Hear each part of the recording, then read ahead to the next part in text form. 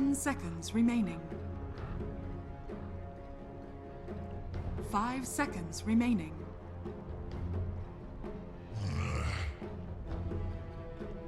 Radiant team ban.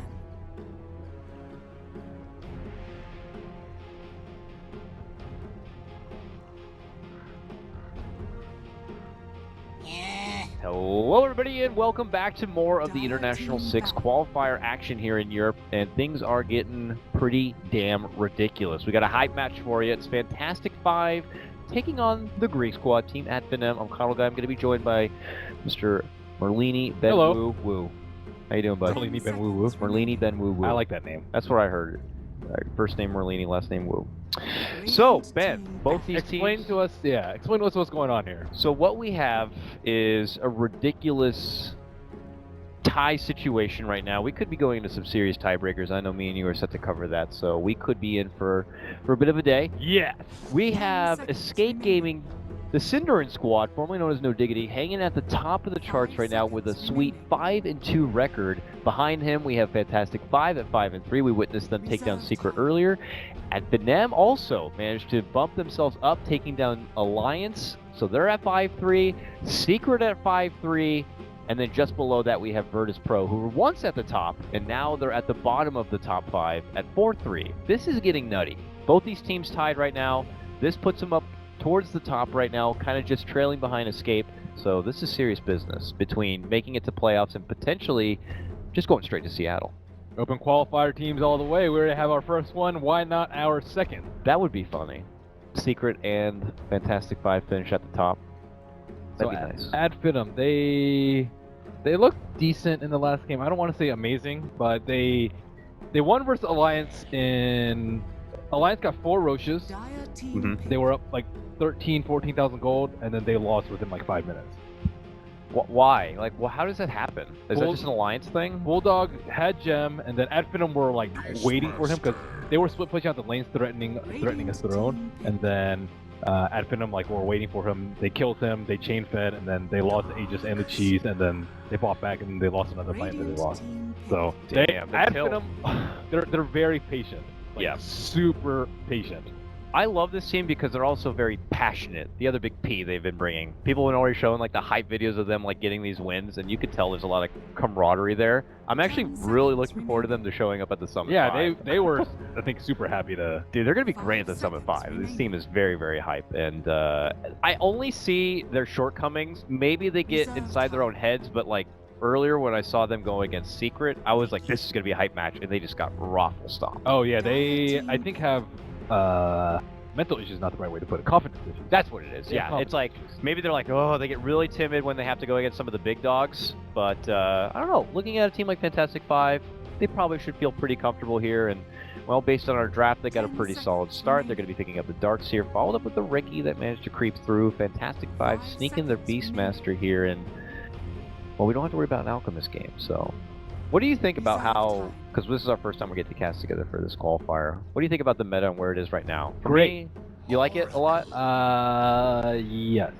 I would like to see a little less Riki, a little less Lifestealer. That's about it, I would say. I think it's interesting how pretty much all 4 regions have transcended into the same meta. Usually by this point, everyone's got their own little flair, and then they get to meet up at like the major TI with their own and see who has the, you know, the best picks on the block. But I don't know. I could look at this, cover each team name, and I might not know if it was China or C or NA. That's because the recent patches haven't changed so much. Like, usually we have a fairly big patch after the major, but this one was a small balanced patch. So yeah, things are going to follow. EU region came out on top, and everyone's going to follow because there were 2 EU teams on top, so everyone else got crushed because they had inferior strategy. Yeah, so that's pretty reasonable. Anyways. They snag up an early Oracle, which is obviously going to be the, what is it, the Kryptonite, if you will, to Darkseer in the laning phase. But, you know, what's to stop Darkseer from just grabbing up an Iron Tile and just going and hanging out in the jungle, of course. And Riki from destroying the Oracle with Ion Shell. Yeah, that's true. Over Smoke Cloud. Yeah. Well, you know, the Fantastic.Five feel like it's something still justified for them, so they opt to go for it. And It's funny because actually, for me personally, mostly Ricky has been banned out. This is one of the few times I actually get to see Ricky in play. And why is it... So, I'll just ask a question. Let's say, from the perspective of someone who hasn't really been too involved in the meta recently, why going for something of the benefit of Ricky over just grabbing up, like, a bounty hunter? Ricky can place wards without popping Invis. I think that's a really big deal, surprisingly. I saw it a little bit in the last game, but you can lay wards, like, behind the enemy tower without... Like let's say you're pushing, they wrapped around behind the tower, just place a ward like in the middle of all of them. You can't do that as bounty hunter. So that's one. Number two is the AoE combination with Darkseer. So vacuum into smoke cloud is very potent. That's ridiculous. It's much stronger than a bounty hunter in a team fight. Yeah, you get some gold, but it doesn't win you the fight. Trek, it's decent with move speed, but it's kind of been the trend that gold doesn't actually win you that many fights, not like it used to before. So net worth is not completely irrelevant, but a little bit more irrelevant than before. So that means you need strong team fight skills. Darkseer, Ricky. This is kind of why Darkseer is making a big comeback, because he's decent in lane, but he is just incredibly strong in team fights, and he's a mech carrier. Why not?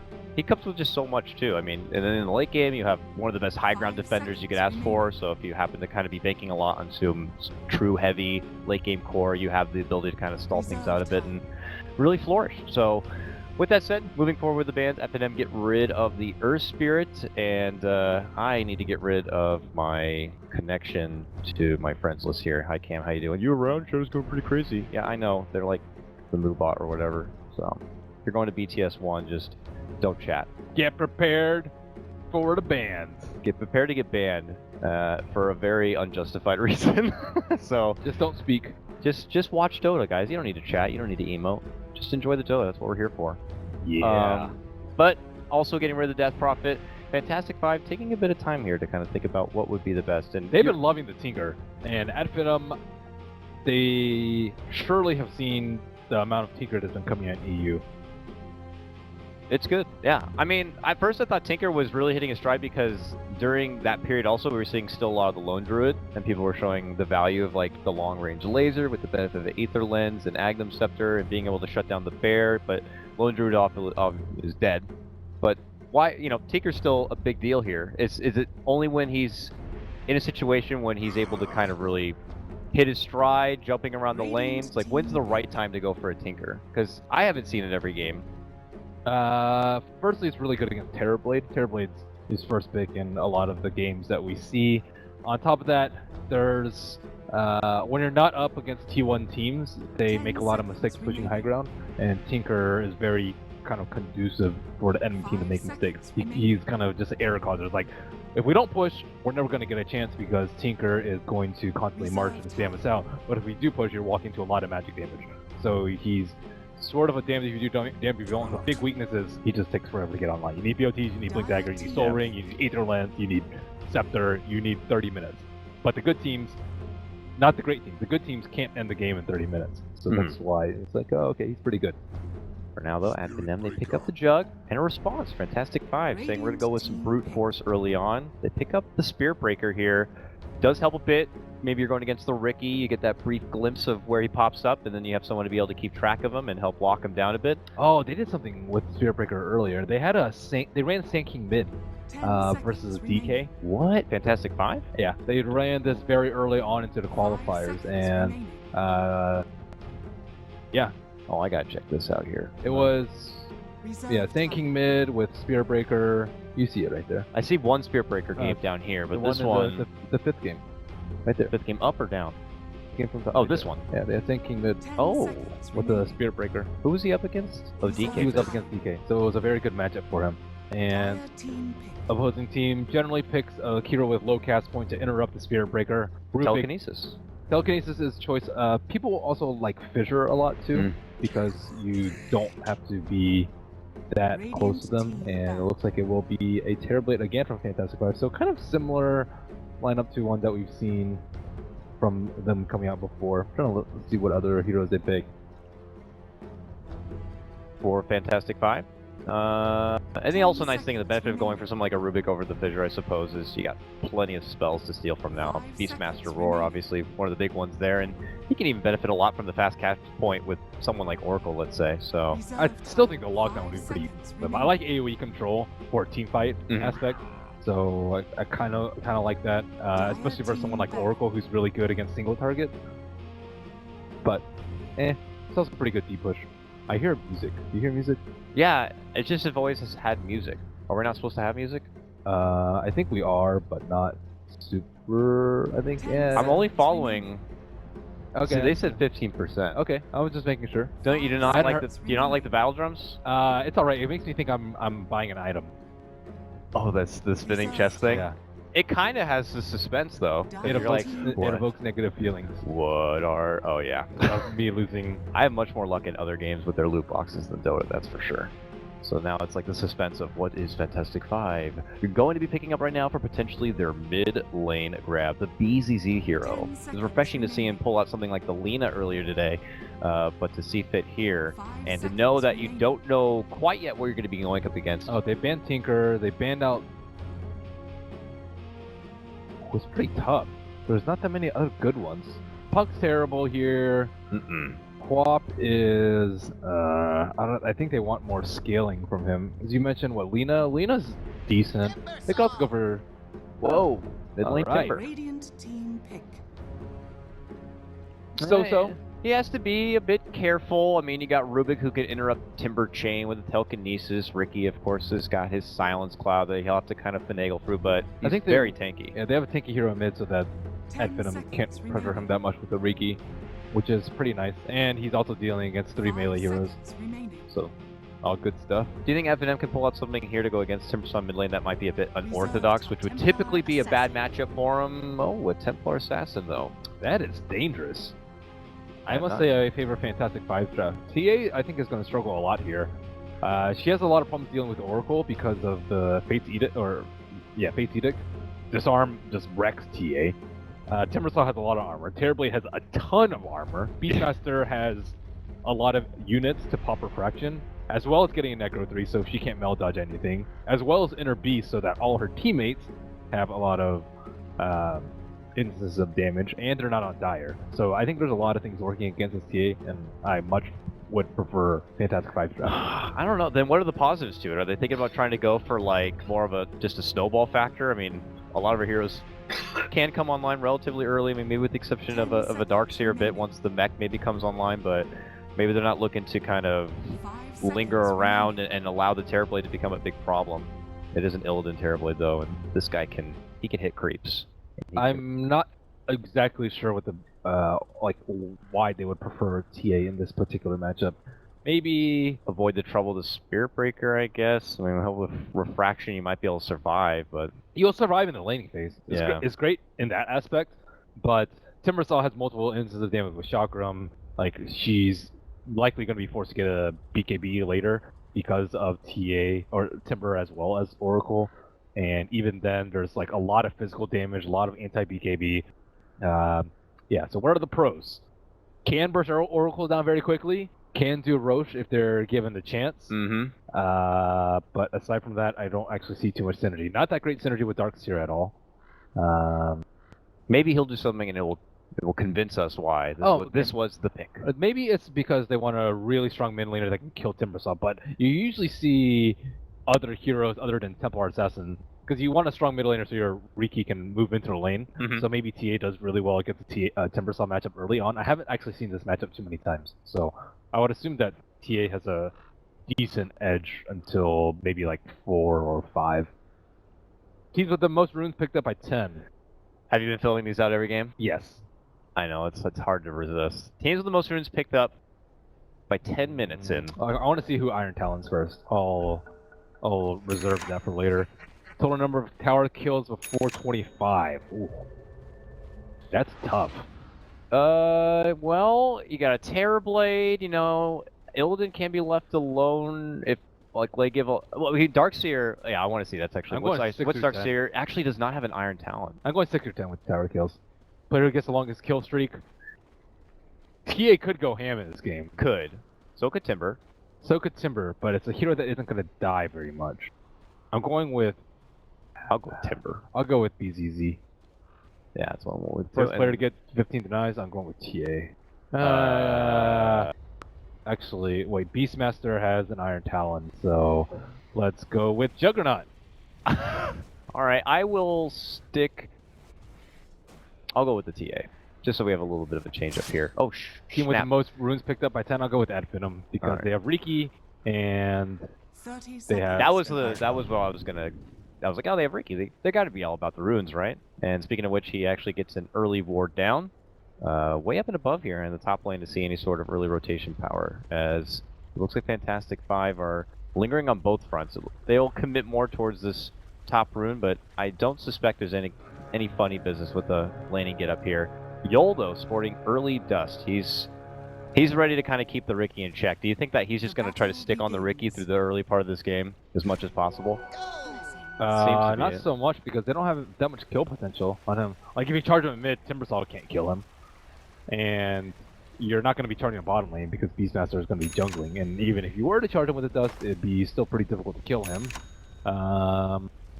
Maybe it's a dust to just intimidation, like don't come up to this lane. Yeah, I think I got dust. I think it's more so to protect the Oracle than to actually kill him. Fair enough. The Oracle also going to be sporting a couple of Sentry runes just to kind of make sure Illidan has a good time up here in the top lane and doesn't run into too much trouble. Skylark will hang back and behind, continue to drop out the Iron Shells and get some sort of secured farm. The mid lane is where we're going to trying to keep close tabs. It's an unfamiliar matchup that we don't see a lot in recent Dota, so we'll have to see who's going to be squaring up on top. And obviously we'll see Riki continuing to kind of be an influence here. And I imagine F5 are going to try to keep their courier in check anytime it's running around. And for bottom, we'll have the Rubik and the Jug side by side, obviously with a free, uncontested lane. Once they recognize the Beastmaster's not around, we have Riki to kind of scout out what the hell's happening, and he'll be there to sap up the XP and maybe creep in a last hit on a neutral here and there. I don't think he can. He'll get too risky. Immediately.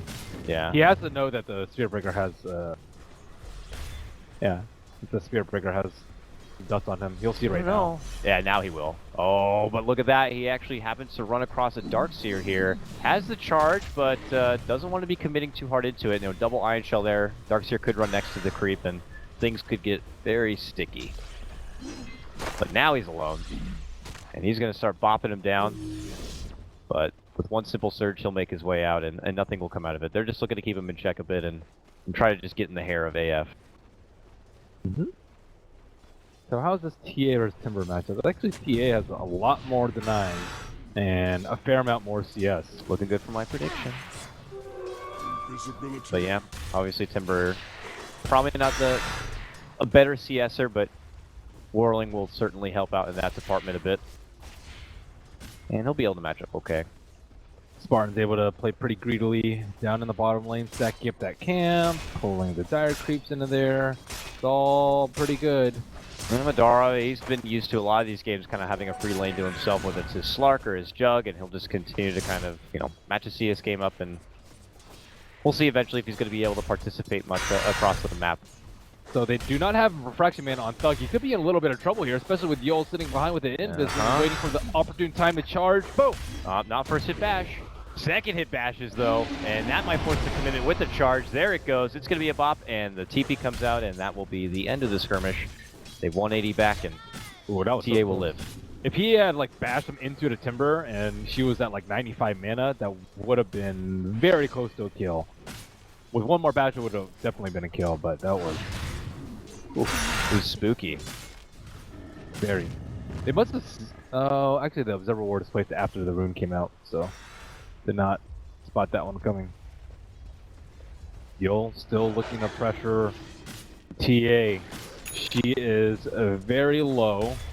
Does have a refraction ready. Maybe looking for a weird place to. Yeah, he's like, I'm gonna charge in from an angle she'll never see coming. Or hope for an easy Darkseer kill. Looks like he's trying to scout out, see if Darkseer's over there. But they see him on the top now. No stacks available. Yeah, this is a very weird place to expect a charge from. But he's been spotted, right? Runs right through the creeps. Darkseer's like, okay, trouble's coming, and that charge will be canceled quick. So, a little awkward here for the Spirit Breaker kind of running about. He will be a bit short in the XP department as he continues to move around, and it's actually going to be the Riki who snags up the first blood, catching out the Beastmaster, jungling and maybe just getting a bit low, and quickly this Riki flies up to level 3. Oh, that's great. You usually don't see the Beastmasters take that much damage because they're very careful about their Iron Talon. They Iron Talon full to max range, Especially a Ricky in the game, you kind of want to be on your toes a bit. And well, maybe next time gets a career kill next to the T2. Oh, things are just coming up wonderful for this Ricky. What was really on are. it? Bottle? 835 of a bounty. Yeah, if you hit 2 now, it goes to a hero, unfortunately.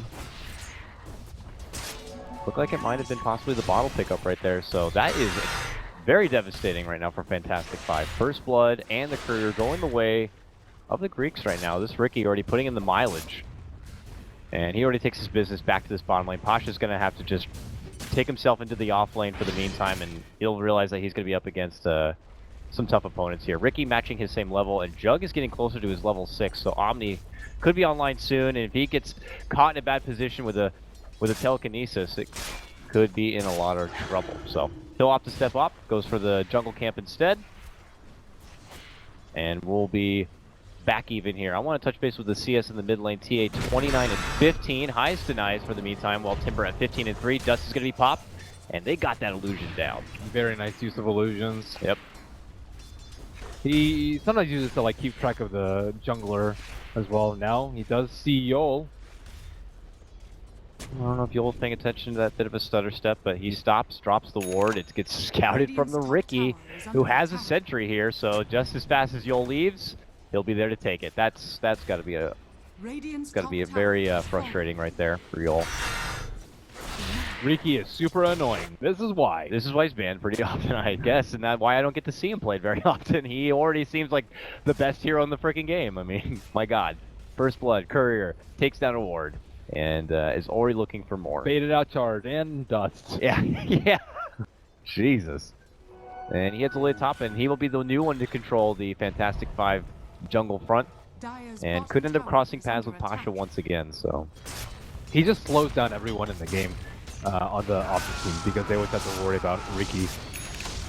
Okay, Madara committing with the Blade Fury here right under the tower. It's actually forced out a rotation from the Oracle now to kind of join hands with Yoel here in the bottom, so a lane change up here puts Illidan alone in the top lane, and this is going to be wonderful for Skylark on his Darkseer now, because he has got the one-on-one matchup, and he's going to be able to play catch-up. He's actually already level 6.5, and will probably begin the build-up for his first mech. And top. Okay, we got an Ion Shell Ricky here. Pasha and Illidan, though, try to sandwich between both Skylark, and maybe next time there's going to be the Dust commitment. He makes the log jump, and he's slowed down and can't quite make it away. That Ricky goes down, and the game gets even 1-1. Still buys out before he dies, so pretty darn good for him. And luckily for Finem, they do not lose a Darkseer, who is much more prized possession. Pasha very close to level 6. Don't see a smoke coming out from them yet, but who would they smoke? I would say TA is like a very good target for them to kill right now. Yeah. She's getting close to level 8 now, and 44-18 CS for her. However, they have blocked off her Ancients. Yeah, I was going to check that. I'm like, how is her stacks going? And she has 2, but it is blocked, so no further stacks will be had unless Ricky happens to do this. So Radiant Scan comes out right to the northeast of the Roshan pit, scouting out to see if anyone is going to be there to defend the tower, and they note that it's just our men. Spartan with a free Purifying Flame steal. Life's good. Life's great. That's a tower down, and that's going to boost up the economy overall here for AF. And now they can just really begin to grind out the farm here as they begin to approach the mid-game. All of them kind of meeting their quota here. Ricky will be able to slide on through and catch any... Actually, he almost caught another ward potentially. Actually, Yoel catches out this ward. You can't see up on the high ground in the meantime, but... Oh well. Let's see here. Top lane. You know who's underfarmed? Who? PZZ. He is, like, very underfarmed. He has 30 CS. That's very low for a mid-hero at this point in the game, especially for a Timbersaw. So, I guess the TA matchup is not an easy one for Timbersaw. Well, the more you know. The more you know. AF knew that, I guess. It's way to thread up a Ricky. Yeah, that's nice. She doesn't care too much about the Whirling Death because she has a lot of plus damage from her fraction. Oh, charge coming out. Yeah, he was right on a sentry, and with Illidan nearby, he was able to provide the vision. Now they charge on forward. He drops the cloud here, There's going to be a dust, but when they see Darkseer nearby and some company by Madara, they don't want to pursue. But now the TPs are going to be coming through, and that's the first roar coming out from Pasha. Looking to lock down for the Jug. Jug is going to get the assistance with the Surge. Runs his ass right out of there, but Yo will follow it up. The charge target is going to be Skylark on this one. Madara steps back. He still has Omni. Now Spartan shows up. The wall's going to be dropped. The Omni goes out. Fable saps on forward. It's a 1-for-1 trade, but they're able to blast down the Rubik and turn it into a 2-for-1 in favor of the Fantastic.Five. Can't fight into a Terrorblade this early. Yeah. Level 4 meta. Damn, he's big. Yeah, he hits way too hard.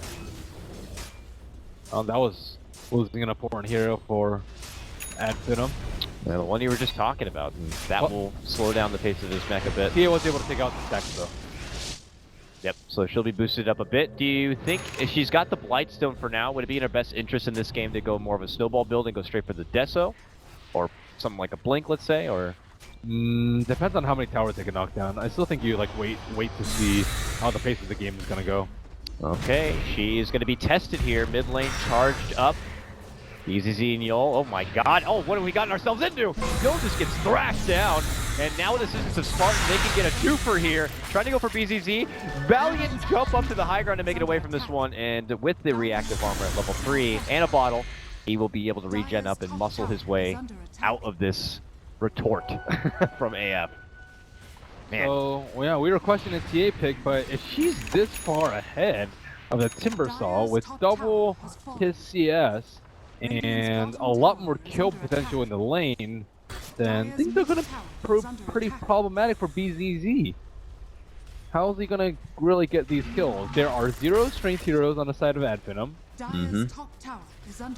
And Timber gets back by getting kills. Unless you have a Bloodstone, then he can power farm, but he is nowhere near that Bloodstone. I mean, when you think back at the draft, this is obviously Fantastic.Five's final pick, and they knew they had to get a mid laner, and they didn't know who they were going to be going against. So I don't know if they just felt like Timber's one of the best in the game right now to be able to go against anybody.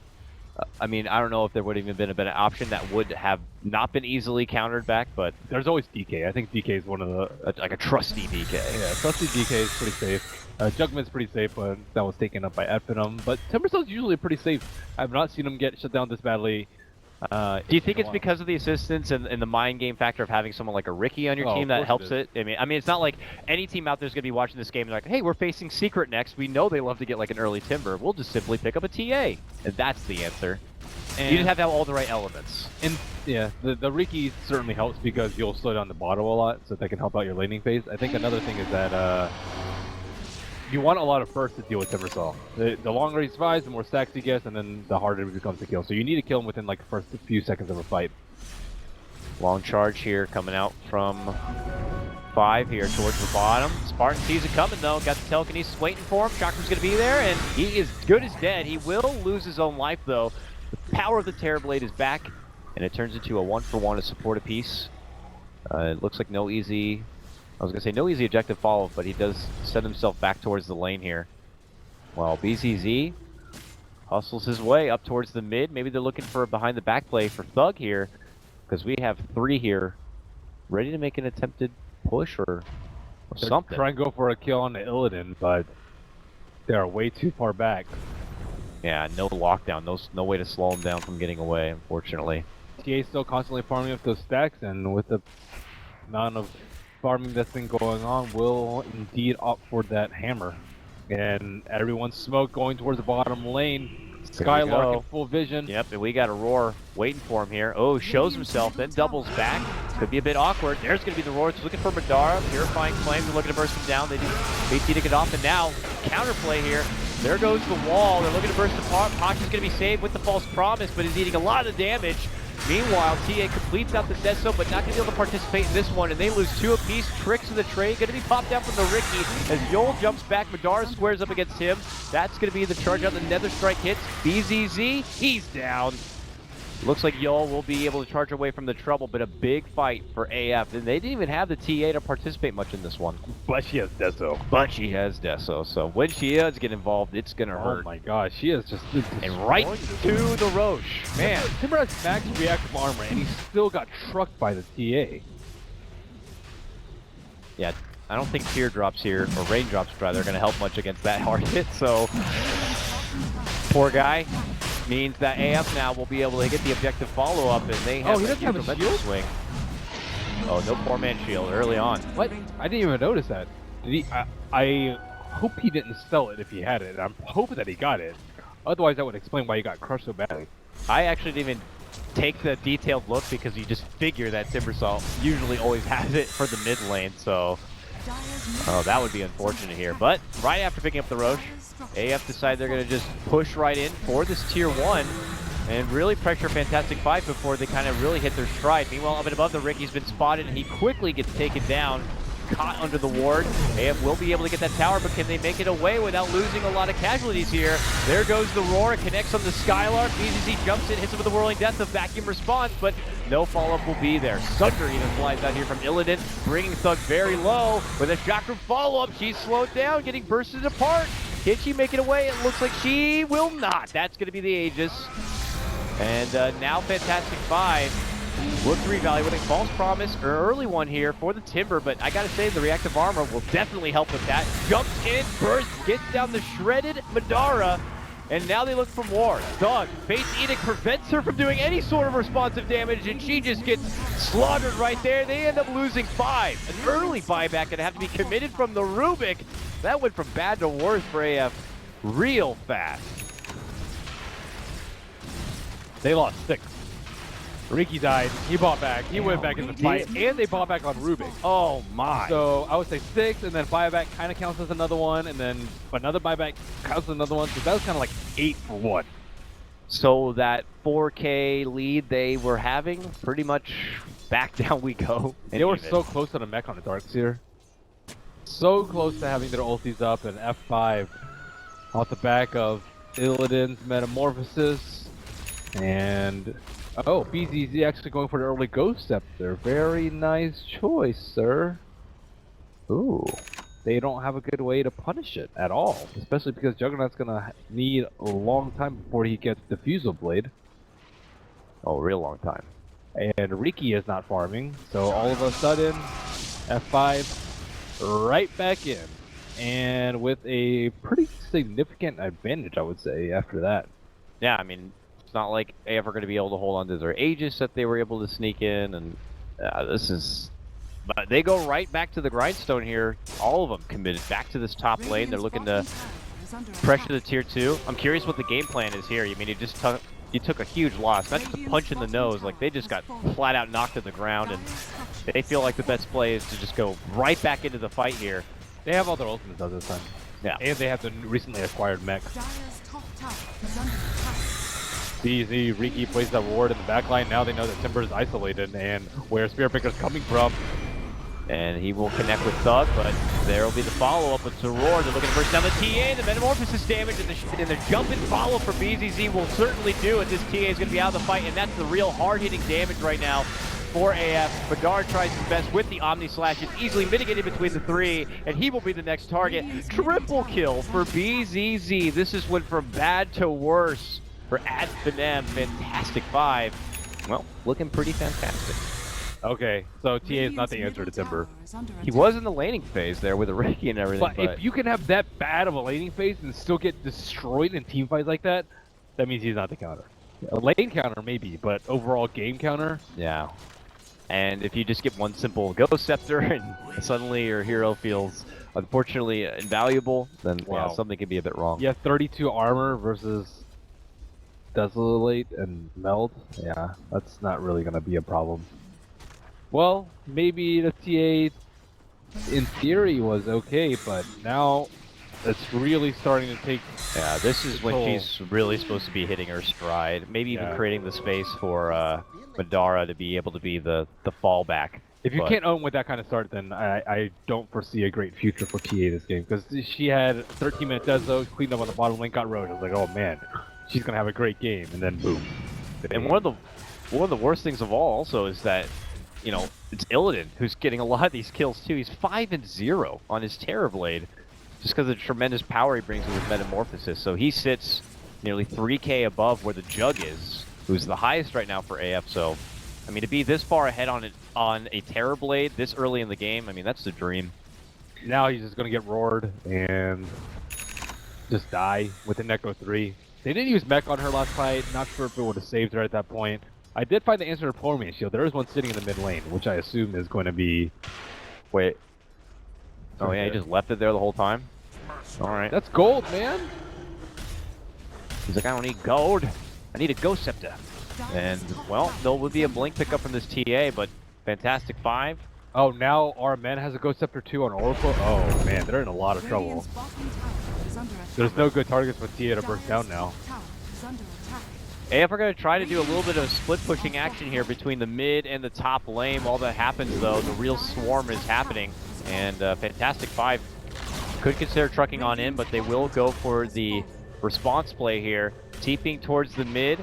The Greeks begin to gather in the jungle front, and looks like they will withdraw. So they get a tower, and they only lose their top tier 2 as the exchange. And they have to back out as a team because of Spirit Breaker. Yeah. Yol smoked up with Pasha, trying to head into the jungle. They know they're bruisers, you know. These are the bad. These are the bad brothers. Thug, you came to the wrong neighborhood. He is caught between a hot mess of Fantastic.Five. Just, man, she's just cast it aside like nothing.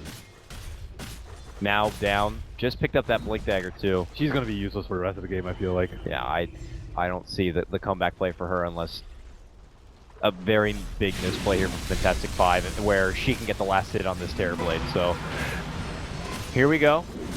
That's interesting. Fate's Edict your own Terrorblade as he's trying to attack the tower. Oh, it's probably healing him up with the Purifying Flames and canceling out the damage. Fair enough, as they jump in, they look to go for Spartan. I think there was a Rubik there, but he's gone now. So they'll step back, they'll take the tier 2, and well, why don't we just go ahead and ascend into the high ground? Here comes Fantastic.Five, looking to claim a top 2 spot in this qualifier with a win here. Puts them up to a 6-3 record, which they would only be trailing behind the No Diggity group. So who'd have thought this open qualifier team who got DDoSed out of the first day of open qualifiers, makes their way through the second day, and suddenly they're at the top of the heap and getting that much closer to just a free pass to Seattle. Not free. Well, they had to work. They had to work. Hard. Okay, not free, but they don't have to do playoffs, so a lot less games. They deserve it. A free pass on the second half of the qualifiers. They're doing very well. Now Timbersaw is building more armor. F5 to get this next Roche or Terrorblade, which they are very likely in position to do so. AF's team fight is just like vacuum in a smoke cloud. That's it, but no damage. Unless you get maybe a Juggernaut Cleave into there. Yeah. And he has his Battle Fury now. I would take some serious stars to align here from AF if they want to kind of make all that happen, but they have too much armor. Terrorblade has 31 armor. Timbersaw has, I guess with max reactive, probably like 40-ish. A little bit more even. Yeah. They're in trouble. One little Deso is just not going to be enough. Nope. It's like a mosquito bite on a tank. Still, they were down more against Alliance and did come back and sweep a victory. However, they don't have the Beastmaster on their side this time, which I think is very crucial for them. Dire's top tower is under attack. Fantastic.Five, though, they scout out for the Roche. They will have to wait about another minute and a half here before it will come up. And it does look like Radiant trying to scout out if they're in that area. Dish out the scan. Scan will be a swing and a miss. They do have the gem up on Spirit Breaker. No more Riki shenanigans. Nope. And that was like as good of a start as you could get for Finem though. TA dominating her lane. Riki like doing so much. Yeah, Courier, First Blood, baited out so much. That's it. Then that one mid fight where Riki got caught and then they just lost like, as you said, like 8. Took their 4K net worth advantage and just broke the game back even again. And because the Terrorblade was just getting so much of it, he just turns into just an absolute monster. No one can tank the Terrorblade. Juggernaut has Vanguard, but Terrorblade does way too much damage. His damages are just way too high for Vanguard to be truly effective versus it. So AF will bide their time. They probably could assume Fantastic.Five are going to be flirting around the Roche. It doesn't look like that they're going to even want to try to respond to it. I mean, even though you do have a Darkseer to work good in those choke point fights, it just seems better value to him to farm as much as the map as possible. until Fantastic.Five make their approach. However, you do have a completed Scotty on Terrorblade. This is just crazy. You're gonna have to fight into a Terrorblade with this amount of items and an Aegis. He's gonna meta up. I think this next high ground push is just gonna be crippling. Oh my god, and Madara's in the middle. This could be the beginning of the end here if it goes very, very, very poorly. There's the charge out, so he has nowhere to really run. Kitty, save me please! And I don't think the little cat's gonna be able to help enough. They make quick work of the Rubik. He goes for the TP, and he just gets bursted apart before he can even make it out. Double kill again. Both of them gonna be going to Illidan here. And Fantastic.Five will parade an Aegis down this mid lane. No Aegis necesito. There is no hiding from the Spirit Breaker. Not anymore. The mighty gem. Dire's top Tier 3 already down. See you later, Trap. And see you later, Rax. But hey, AF are trying to go for a trade, it looks like, up at top and above. A charge is already out to keep tabs on Thug as she tries to whittle down this Tier 3. She's about to get it, but when you look back at their base, they've already lost mid lane Rax, and Fantastic.Five are going south already. Look at this beast. Tier 3 already down. Thug managed to finally get that Tier 3 in the top lane. Will be able to kind of force the Spirit Breaker back a bit, but they're just losing so much, and the fight's going to be coming out. Skylark tries his best, drops down the wall, but Metamorphosis the illusions pop out, but they're all friendly here for Fantastic.Five, and they'll take another set of racks, and just like that, Merlini, the game is close to being over here, but AF do continue to fight on. Maybe next time, trying to find out the best. He goes down. Skylark's also out there. It's just one, they go down. The next one goes down. It's dominoes. It's disaster, and that could be the game. Nice try. Nice try. Maybe next time. Maybe next time, indeed. Wow, that one mid fight was brutal. Overall, though, I really didn't like AF's strat with massive physical damage versus the Terrorblade and the Timbersaw. Maybe they had ET or something to help with the armor or Sardar, but overall they relied, I guess, way too much on the Riki to cripple the F5 lineup, and they tried to base race. It's very difficult to base race against Inner Beast. Illidan is like pretty decent with Conjure Image, but Inner Beast is the real culprit as to why your base just crumbles. And after already taking 2 sets of racks, they will easily be able to stat back and claim the Roche. At Finem, though, never say die. Even though with 2 sets of racks down, they've already made it this far in the qualifier. They want to see they can pull out another comeback play. YOLO smoke! The YOLO smoke's out. Uh-oh. They'll Okay, see the message. And they're like, you know what? We already YOLO'd. We can't un-YOLO. Committed. We can't un-YOLO this. Go, men! Unfortunately for them, they are not even going to be able to come across the team, and they're not even going to be able to take a fight, even on their terms. Fantastic.Five are already heading way up north, coming together at this point. They're going to look to stride all the way down the top lane and finish what they had started. But maybe Finem can go all the way up, they can catch them from behind. They use scan, but they caught the Terrorblade image, so they actually think they're what they were mid and they're retreating. That's why they're checking this instead of following where the Riki went. Popped another smoke too. And they will be able to approach from behind. It's mega YOLO time. I mean, maybe to get rid of the Beastmaster right away, that would be a pretty hot start here. Pasha's the one slightly trailing behind, and now it's BZZ, and he just pops out the Shivas, and AF could be in a bit of a disarray. Quickly, Yol jumps in, they look to target down Skylark here. Illidan makes his approach. Metamorphosis is out, the Conjure Images to fly. And there goes the Yami trying to slash them all apart. The first to hit the deck is going to be the Darkseer. There goes the Roar to lock down and take out Madara. Leaves only Thug as the last true DPS dealer here. And she's just trying to get a simple Spirit Breaker. Just give me the Spirit Breaker. Nope, not going to get that one. Nothing comes easy for you at Finem. Fantastic.Five. How dare you try to approach us from the rear. GG.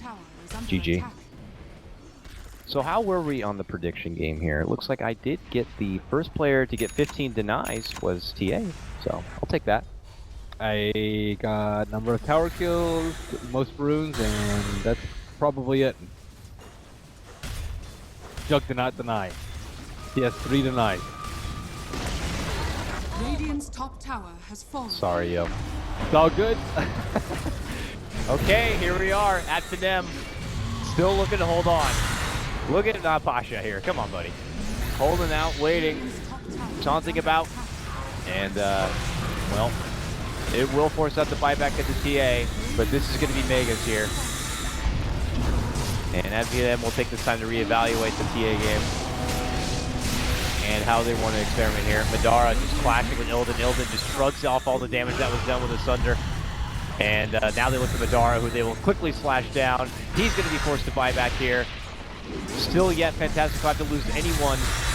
And they did lose the Spirit Breaker, but here comes Illidan. A double kill for him. He takes out one, he takes out Thug. Makes it 3 all day. And that will be game over. All right, well, it looked like a great start for Finem. The Ricky was putting in the mileage. First blood, got the courier, was being a bit of a nuisance. The TA was winning in the laning stage against the Timber, keeping him in check, but that mid lane fight, man.